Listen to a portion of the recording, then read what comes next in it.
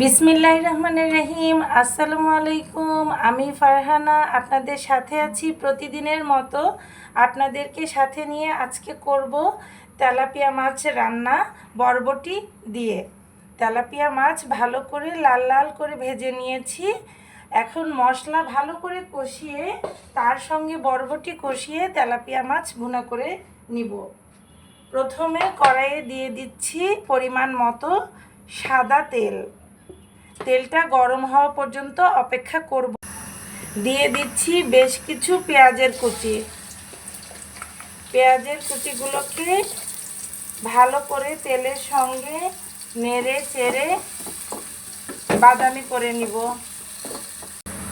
পেঁয়াজের সঙ্গে দিয়ে দিচ্ছি পরিমাণ মতো লবণ। এখানে আমি 1 চা চামচ লবণ দিয়েছি। দিয়ে দিচ্ছি 1 টেবিল চামচ 2 টেবিল চামচ রসুন বাটা। দিয়ে দিচ্ছি 1 টেবিল চামচ আদা বাটা। ভালো করে কষিয়ে নিই। পেঁয়াজ কষানো হয়ে গিয়েছে। আমি এখানে হলুদ, মরিচ, ধনিয়া, জিরা গুলে নিয়েছি। এখন গোলানো মশলাটা ভালো করে কষিয়ে নিয়ে তার মধ্যে দিয়ে দিব কেটে রাখা বরবটি।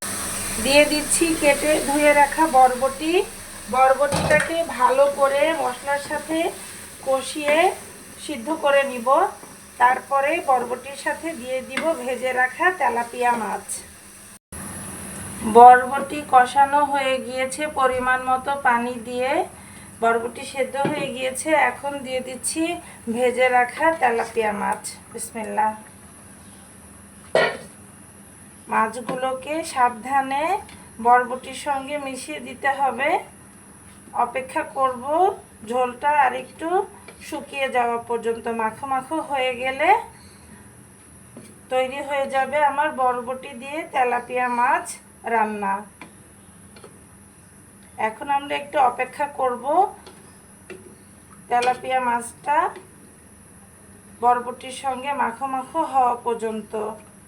মশলার সঙ্গে তেলাপিয়া মাছটা ভালো করে মিশে যাবে এবং তেলাপিয়া মাছের ভেতরে ভালো করে লবণ ঝাল ভালো করে মিশে যাবে।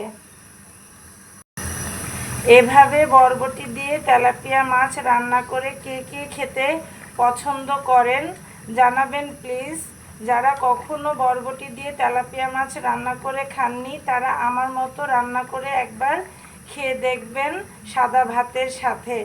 খুবই ভালো লাগবে ইনশাল্লাহ। এই গরমে শুধুমাত্র ভাজা ভুনা না খেয়ে এরকম সবজি দিয়ে মাছ রান্না করে খাবেন। বিদায় নিচ্ছি। আল্লাহ হাফেজ।